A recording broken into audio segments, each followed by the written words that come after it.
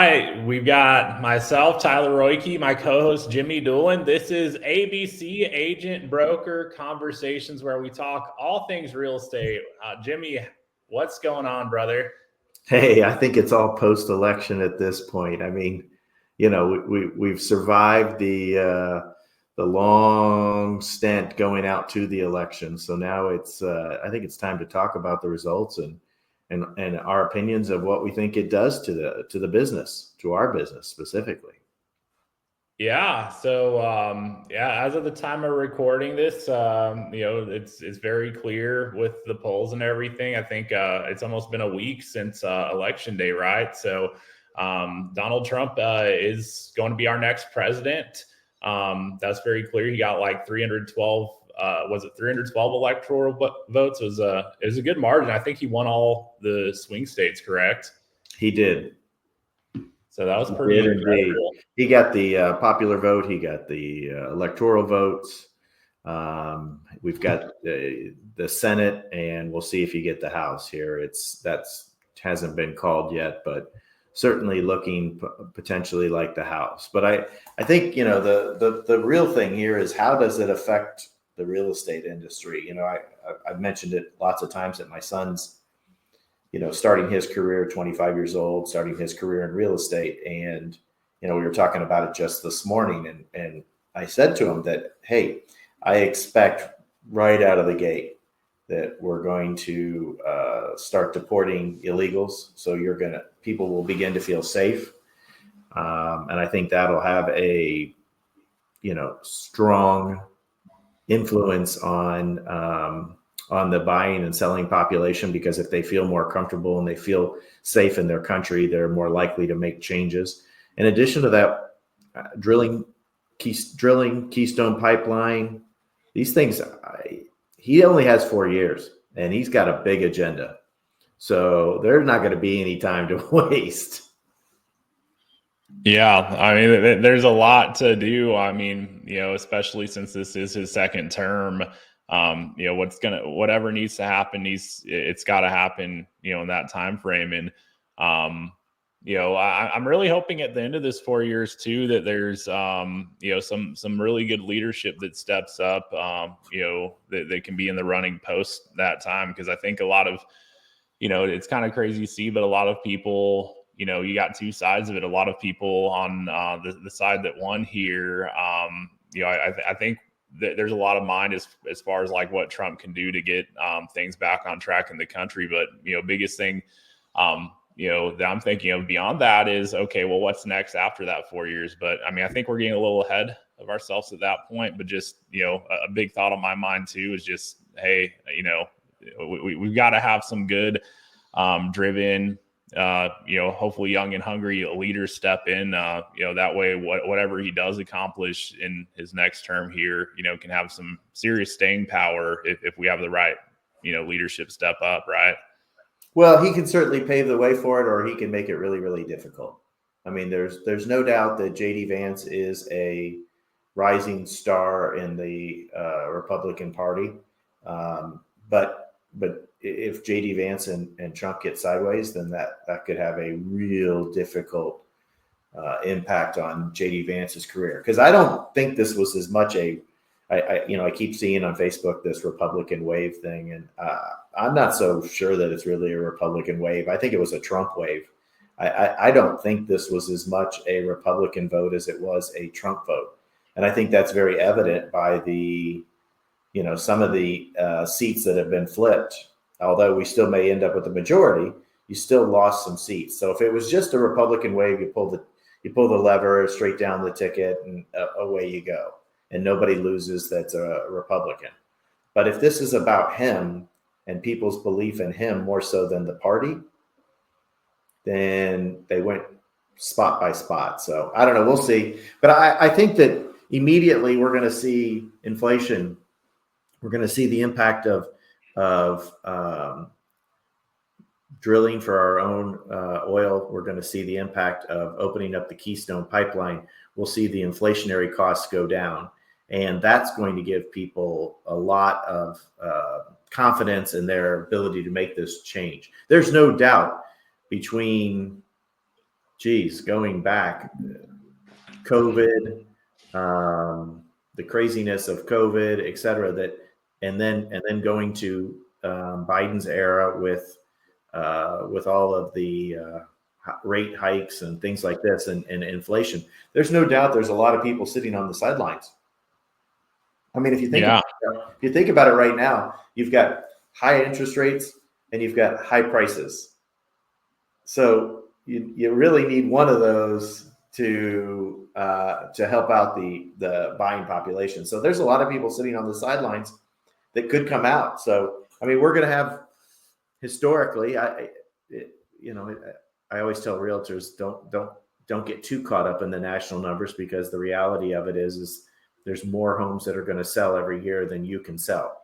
So I don't know that it has a huge impact, but the reality of the situation is we're going to sell 3.8 to 3.9 million homes, which will be one of the lowest years in history, coming down from 2022 of 7 million homes. So this was a really, really low year, and I don't think it just bounces straight back in 2025, but I do think we begin to feel the impacts of energy independence, lower prices, et cetera. Yeah. I mean, overall, just, Trump being a businessman, a real estate savvy person, I think, just by nature of that, it's probably going to tend to mean some good things in real estate. I'm just, I'm excited to see kind of what it does mean for the economy as, just hopefully some things come into play that, remove some of the friction between getting stuff done. Hopefully that translates into lower costs in some places where it really matters and counts. And, hopefully that spurs up some good, strong economic activity. Well, if you've got all three, if you've got the House, the Senate, and the executive office, then at that point in time, if you don't get stuff done, you've got to look in the mirror. So we'll see if that happens. It still remains to be seen, but certainly there should be. I do wholeheartedly believe that, or I hope. My hope is that as we get close, although I heard this morning on the news the discussion of Joe should step down. The Dems are calling Joe to step down and make Kamala president, so that she is president for a month before the transfer of power. But I'd ideally, if I was mapping this out, I'd like to see President Biden pardon Trump for all the crazy attacks, and then I'd like to see President Trump pardon Hunter Biden. I don't personally think that Hunter Biden's innocent, but I just think that those two acts by those two leaders would at least begin to start some healing and some conversations. I mean, it's crazy to me to see some of the posts on there from people still name calling because of how you voted. So I think if those two guys could lead by example and extend arms and make some peace, then it would go a long way for the country. Yeah. I know there's a lot of people out there that, just from what I've seen, I try not to see stuff in my feed that's just, people going off. I try to not associate with people that are just, kind of all in their feels day in and day out. But, I definitely have seen some stuff, and it's very clear to me that there's people out there that are very, I think, scared right now and fearful because of the Trump win. And I just, I've seen some stuff too, just like the way that some people react and even comment and treat other people. I feel like I see it a lot more from the, I guess, the Kamala crowd, if that's even a thing we can call it, than, the opposing side. I think I saw something about someone that went to, I think, one of each rallies. I think they went to if I heard correctly, they went to a Trump rally and a Harris rally leading up to the election, and each time they wore the opposing person's jersey, if you will. And it was kind of interesting to hear kind of how they were treated in both scenarios. From the feedback I heard on that, it seems like was not treated well at the Kamala rally by her supporters, and vice versa. Went to the Trump rally, it was actually treated really well, like real receptive that they were actually there.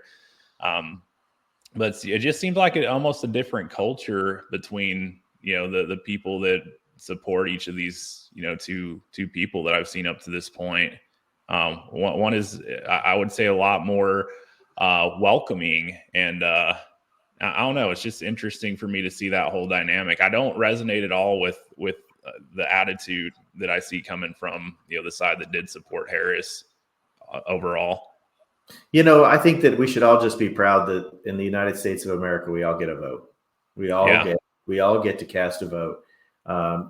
Just because it's my opinion doesn't make it right, and just because it's somebody else's opinion, it doesn't make it right. But the beauty is that we all get a say, and the majority wins, and the majority rules in terms of this process. And I think that's what's most important. I mean, schools closing because people were emotional.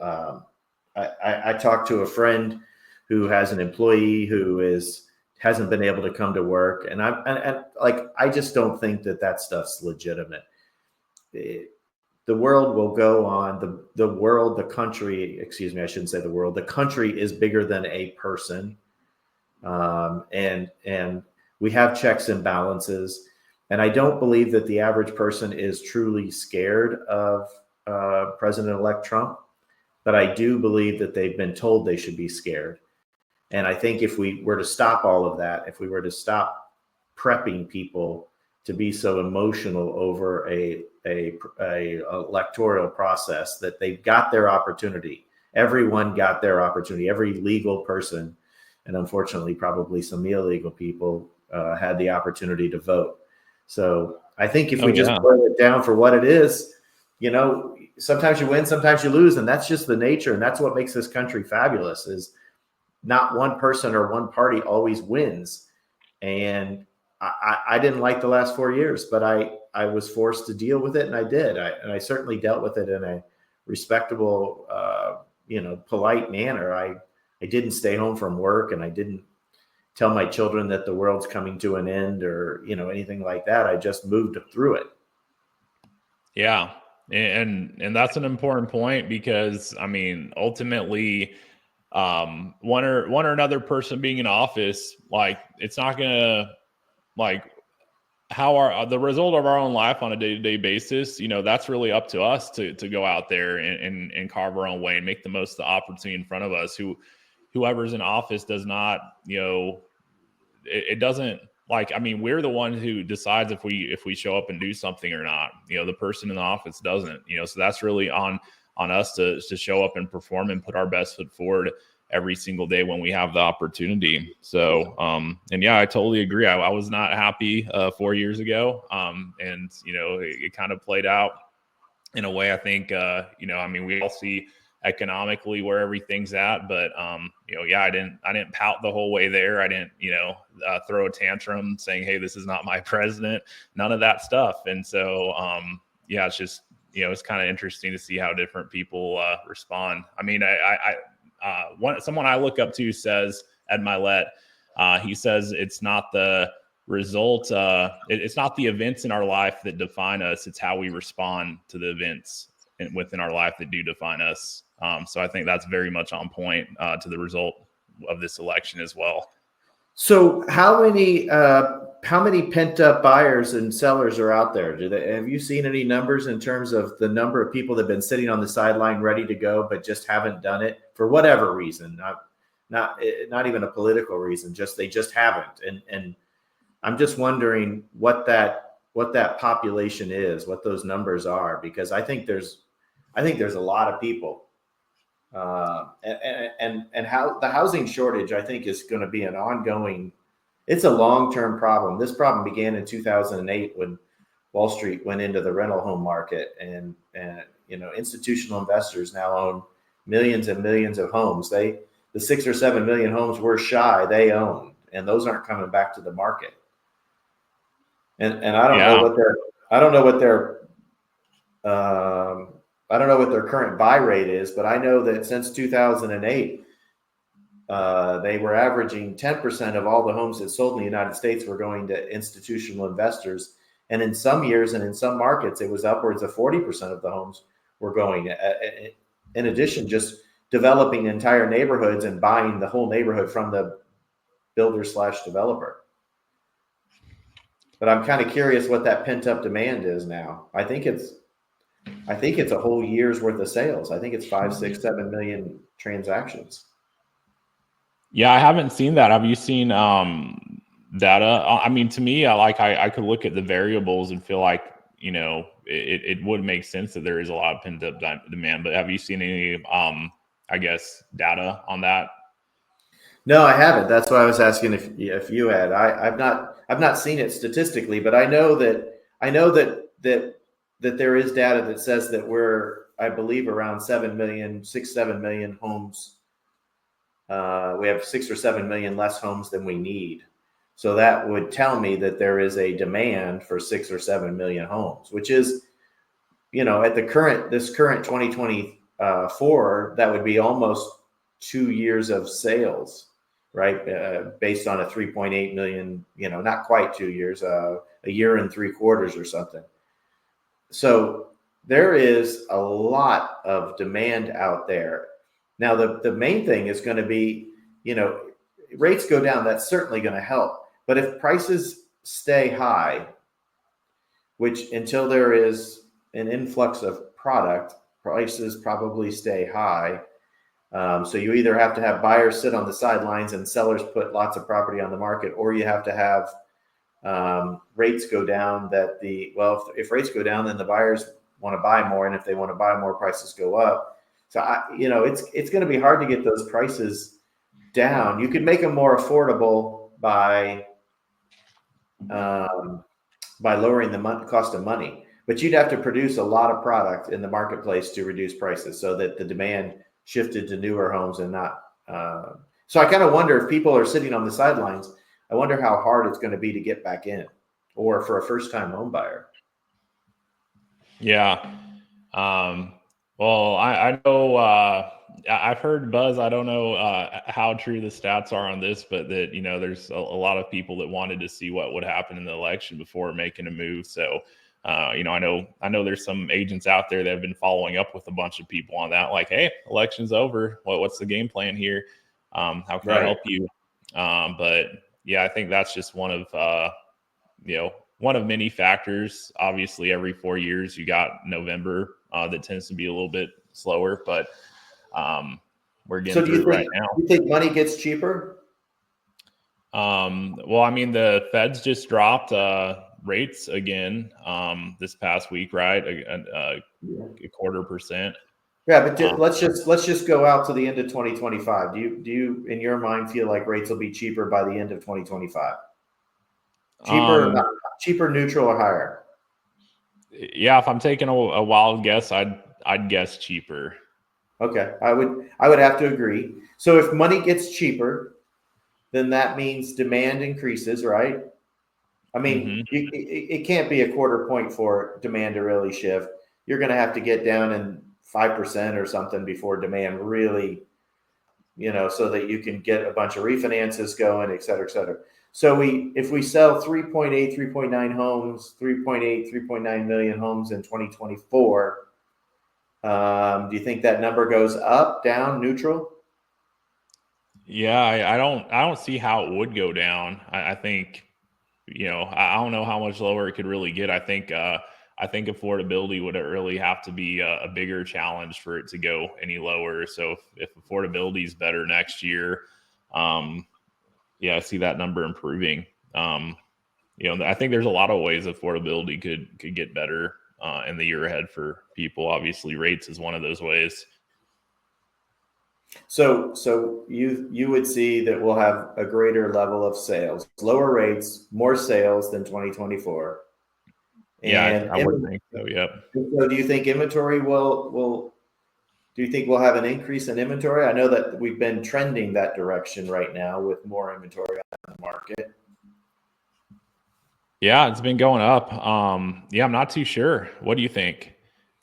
I do believe that we will continue to see that trend. I think if rates come down, sellers that have been sitting on the sidelines wanting to sell will, finally go put it out there, because then they're willing to go buy. Although I do think a lot of sellers that are going to hit the market own their homes free and clear and probably aren't going to borrow. They're going to go pay cash, but they've been waiting for the rates to get affordable so the person buying their home can afford to buy it.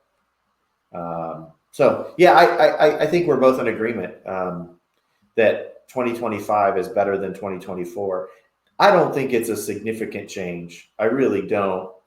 And most of that change may come in Q3, Q4. But I do believe that we see some improvement overall, some optimism, and I do think we will see the numbers improve.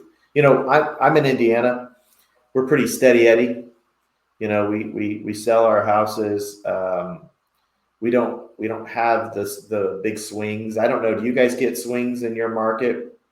Price swings, et cetera? I mean, Texas, as a whole state, is pretty steady, except for Austin. Austin's like the most volatile, but everywhere else is pretty steady. So, yeah, that's how Indiana is as well. My son's in Jacksonville. I think he could experience some a pretty good movement. And so, if you're a realtor and you had a mediocre year and you survived 2024, even if it wasn't a good year for you, but you survived it, I think those are the people that are in good position if they've done the right things through 2024, communicated with their databases, added to their sphere of influence, continue to go out there in the marketplace and do the right stuff. I think those people are in great shape, don't you? yeah, absolutely. Yeah, I've heard there's at least a couple of agents I work with, probably more would actually tell you, but like, they've expressed to me, hey, if this is a bad time in the markets, I can't wait to see what a good time's actually like, because they're just freaking crushing it. And they're people, I'm talking about people who've been in the business less than 3 years. So it's like they don't really have the whole perspective of, what something a lot different than this market looks like. But yeah, on the flip side, I know there are a lot of people struggling. I've heard from others that are just, not like, it's very clear they're literally just trying to scrape by right now, and they're really struggling to find business and opportunity. So I think there's probably more of that out there than anything right now. Well, listen, in every good market, somebody gets out there and works hard and has a banner year. My previous brokerage in 2008, when I started it, we had 32 agents. So for those that don't remember, 2008 was the market that we're always comparing to. It was not as bad as 2024, honestly, but it was bad. And we went into 2008, that market, with 32 agents. And by the time we came out of 2008, 9, 10, 11, 12, 13, 14, somewhere in there, we were a couple hundred agents. So, you just have to go get your unfair share. I don't care what it is you're doing in the space. I got my license in 1991. They told me it was a terrible market, but I had never sold any real estate. 1991 was the first day I walked into the business, and I didn't know there was a bad market. To me, it was a great market because I was brand new. So if you close your eyes and close your ears to all the negativity and just go do the right things, you're laying groundwork. And I get this.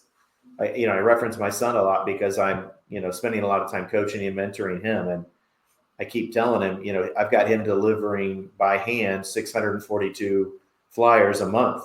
So he's got a neighborhood of 642 flyers, and he just delivers a simple CMA once a month. And he hasn't gotten any business out of it. And I told him he won't. But when the corner turns and the business picks up, he will be well positioned where other agents pulled back and did nothing. people are going to see that he demonstrated his commitment to the industry as he hand walked and walked those houses and delivered them all and built relationships. So I think that for those that have been doing the right things consistently, continuously throughout this 2024 year, they're going to hit pay dirt in the future. Oh yeah, 100%. So I'm curious though, like, so 2008, I wasn't around in real estate in 2008. So you're saying 2024, from what you've seen, is like it was literally worse than 2008? Yeah, it is worse because in 2008, we certainly, the financial crisis impacted the industry. But the primary difference is that you had homes being foreclosed on in 2000. Now, wait a second. When I say worse, maybe not worse for people, but worse for realtors. Okay, I got you. And you and I are having a real estate conversation. Yep. So in 2008, a lot of people lost their homes. Now, that's a terrible situation. But when somebody loses their home, it becomes a REO and it becomes a product for sale. So from a realtor perspective, not a humane perspective, just strictly as an agent making money, it was their opportunity to pick up a bank-owned property. Well, in this particular market, we've got low sales. People aren't losing. They've got more equity than they've ever had. So they've been able to tap their equity and they've been able to leverage their real estate to sustain them through this tough economy. So the homeowners are still in their houses, but that's caused that the equity in the home has kept people in their homes longer, allowed them to make their mortgage payments, and has made less inventory hit the market for the realtors. So strictly from a real estate perspective, I don't want to get confused that I don't feel sorry for people that lost their homes. And because I truly understand that was incredibly difficult in comparison to this, much more difficult. But from a real estate sales perspective, 2023, we did better than, 2008, we did better in 2008, 9, 10 than we did in 2024. So in terms of that, why I saw a stat, something I think between 08 and 2011 or so, 50% of realtors got out of the industry, right? Something like that. Yep. No, so the industry changed dramatically. It was a whole different business model. You were no longer going out and you didn't go sit in front of Mr. and Mrs. Smith's house or at their kitchen table and talk about, they were going to sell and they were going to go retire, or they were going to go buy this house. They're going to buy a lake house and a little condo in town. You went to Mr. and Mrs. Smith's house because they couldn't make their mortgage payment, and you were sitting at their kitchen table, and the whole time that you were there, they were crying and telling you that their life is over. The number of people that I sat at their kitchen table with and listened to the horrific financial experience that they were having and what it was doing to their family, it was downright depressing. I mean, it was tough to sit there and then to know that the only real buyers were investors. It wasn't like the buying pool was large. So they were in a bad spot, and it only became worse and compounded by the buyers wanting deals. And many of those deals were just investors who were turning those properties into rentals, which is why we don't have inventory now. Yeah. So those who shifted successfully into REO and could have those hard conversations with people are the ones that stayed in the industry. Yes, absolutely. Yeah. I mean, my brokerage, we were selling, gosh, I don't know, in 2008. My guess is in 2008, we were probably selling roughly 1,000 homes a year. But by the time we hit 2016, we were doing 4,000 homes a year. And we were, I'm going to tell you, at one point in time, probably 2009, 10, and 11, I bet you we were somewhere in the 30 to 40% of all of our transactions were distressed in some way, shape, or form. So those would have been transactions that just would have been gone. Actually, to be honest with you, Tyler, that's why my brokerage grew, because instead of us sitting on the sideline and saying, "Oh, woe is me, what am I going to do?" I went out and got them the training, got them the courses, and we networked and we marketed and we communicated, and many of us turned that corner and went and did what we needed to do. But 2008 was a free for all, because it was such an emotional time in real estate. That down market is nothing like this down market. This one, people seem fairly optimistic, et cetera, et cetera. That down market, it was literally tears. I can't understate how difficult that was from a realtor perspective, because you went into somebody's home and they're talking about not being able to eat, not being able to make their mortgage payment, losing their cars, losing their businesses. And I sat with many of fine, good people that were in so far, they just had no clue how to get out. I mean, suicides. I mean, you name it. It was a scary, scary time. And you became, to some extent, less realtor and more friend, counselor, because people were just, they had baggage and they needed someone to talk to. Yeah. Interesting to hear, like, just how different of a market that was. Very different. Yeah. Because REOs haven't really been a big thing since that point, right?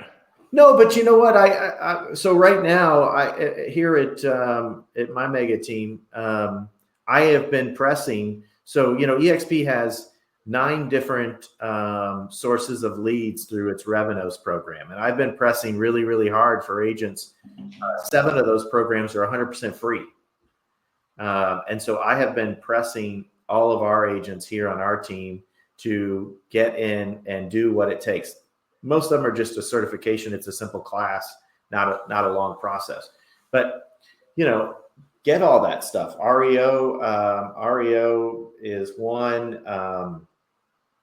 Relocation, affinity. There are several different programs that are 100% free to EXP agents that they should take advantage of. Heck, just getting in and asking to be a part of the referral workplace group can be very, very beneficial to an agent.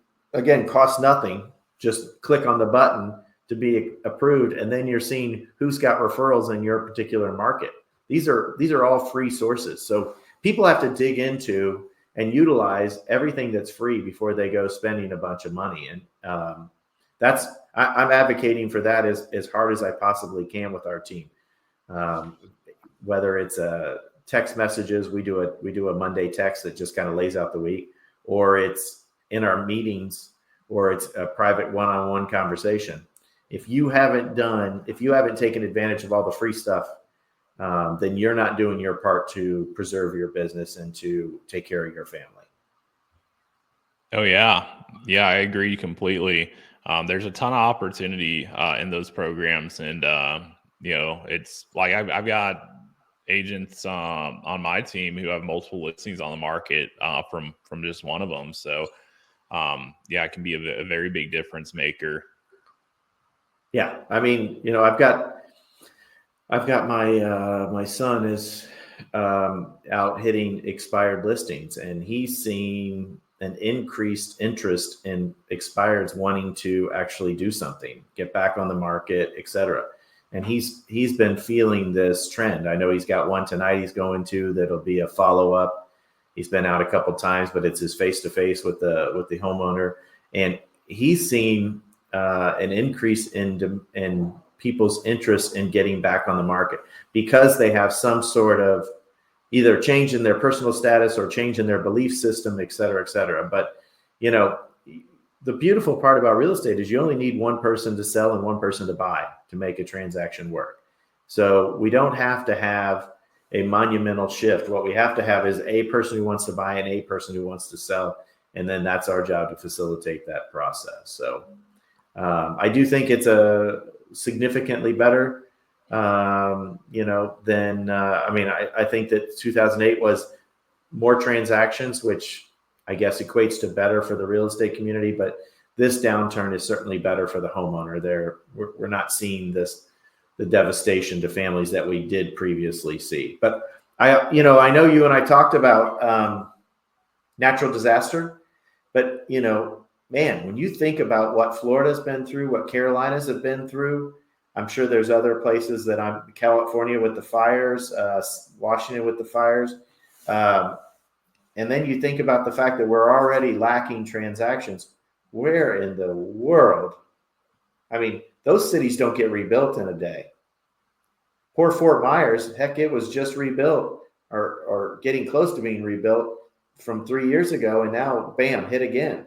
How in the world do we get product to the marketplace? I don't know. I've been seeing on social media Elon Musk and his pre-built homes. I'm just wondering if that's not going to be a reality to get ahead of this curve. Yeah, no, I can't imagine those areas. That's quite the rebuilding process. Yeah, absolutely devastating. So I don't know. I believe that there's going to be a place for the real estate community. I believe that that people need their hand held through this process. It's emotional for them. We need to be non-emotional. We have to lead them with good advice. We need to be knowledgeable. If you don't know the answer, don't make it up. Go find it, get it. Bring people the kind of information that they need to make sound decisions. And I think if you do that, and if you continue to communicate with your sphere of influence from or whatever area, geographical area you're targeting, I think 2025, should be an increase. I think there's going to be a lot of people that are rewarded for their good activities in 2024 and before. In 2025, they're going to experience the reward of those activities. So we'll see. All right, my friend. Any closing advice or information? I think we both think it's going to be better. Yeah, I mean, I'll express what I'm telling my agents. I believe 2025 can be a great year, and I would prepare accordingly, because I mean, if you prepare and it's not a great year, then hey, at least you set the groundwork for something that might help the year be better. But if it is a great year and you're if you're working the fields now, you're gonna have quite the harvest when when it does turn out to be a bump up in activity and in opportunity. I mean, those who are going to seize the opportunity are the ones that are doing the work now, making the connections, adding value to people, just like your son, getting in front of people right now, even if it's a few months out, like, hey, that's a top of mind awareness being built, and that's going to account for some of the sales activity that comes from that. So that's why I'm expressing everyone do right now. Because, I know there's probably a lot of people who have the mindset of like, oh yeah, things are going to get better in the spring, and that's when I'll have the opportunity. Well, I mean, really, if things are going to be better in the springtime, we better be doing the right stuff now, because if not, someone else is going to seize that opportunity when it shows up in the springtime.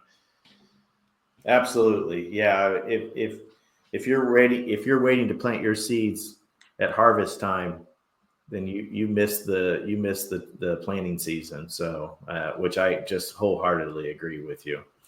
Hey, I got to tell you something. Love just being able to speak openly. I understand some people won't agree with what we're saying, our opinions, etc. But I love being able to just speak openly and talk about the industry, the marketplace, whatever the case may be. And I certainly welcome being challenged. I welcome being wrong. If I'm wrong, by all means, put it in the comments. I'd love to see it. I'd love to hear about it. I'd love your perspective. And if you're out there and you think, man, these two knuckleheads, they don't know what they're talking about, come on board, be a guest. We'd love to have you. We welcome your opportunity to tell us what buffoons and fools we are. Right? Yeah, as long as we can have an actual conversation. None of this screaming stuff. Like if you're going to come on and scream at us, that it might not be the right thing for you. No, we're not going to do any screaming. I'm not a fighter. I'm a lover. Yeah. So, which I get the sense you are as well. And so I think those will be the people we attract, but they can certainly challenge us. We're 100% open to being challenged, and we're willing to be wrong. If you can prove it that we're wrong, we're certainly willing. But at any event, agent broker conversation, ABC, we appreciate your time. We appreciate you being here for the conversation. We hope you'll come back each and every week and participate in the conversation. Make comments, like, follow. If you want to come on here and share something, or you want us to talk about something, by all means, let us know. Until next week, have a great week.